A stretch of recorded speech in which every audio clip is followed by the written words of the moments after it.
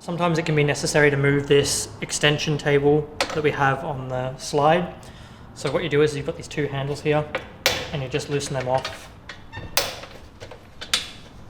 And then you can move this back and forth, and then you can tighten it up again. These are ratcheting, so if you want to move them, you pull them out and they spin freely, you put them in and they bite and tighten, and then if you want to move it out and put it out, it's like that. This under here can sometimes limit the motion of the slide of the entire table, because this only has so much travel, and so the slide can sometimes, if the extension is at the end of the table on either direction, it can stop you going all the way forward or all the way back. And sometimes if you have it in the wrong position, it can prevent you getting to the blade to change it, or it can prevent you from moving the slide through the full range of motion while you're making a cut. So sometimes you need to adjust where this extension sits on the main aluminium slide.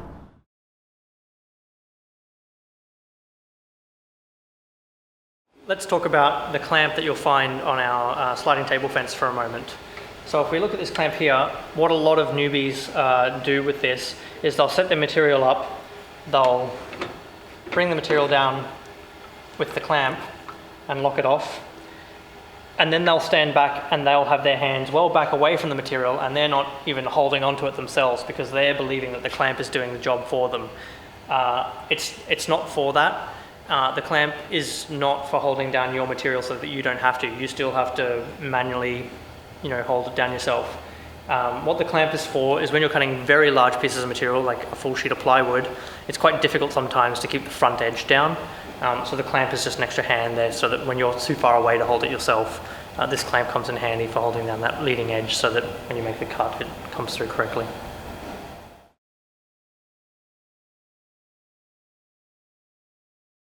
On the sliding table fence here, we have two sliding table fence stops, which is what to say, but I don't have a better name for them. What these are really great for is they're basically stops that you can move on and off as you make cuts. Typically, if you're squaring up material into a rectangle, for example, for the laser cutter, you might want a piece of material that is 500 by 700. So you would set these up to 500 and 700. So right here, I'm going to set this up to 500 just there, tighten that down, and this one here, set it to 700, like that, and set that one down.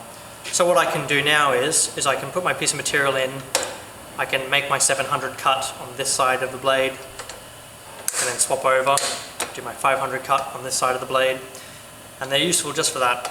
These are also, because we consider them part of the process of doing repeated cuts, because all you're really doing is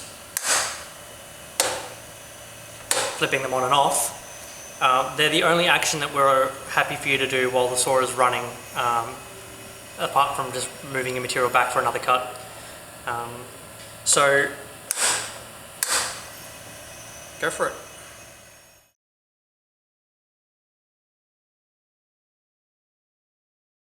There's a scale on this sliding table fence. Like, this thing moves back and forth, so how do you make it accurate? The way you make it accurate is we've made a custom block here that is the correct size. And what happens is if you get this block and you bring it right up to the edge of the sliding table itself, so that it's right in line with that edge, then this scale here is accurate to within about 1 millimeter.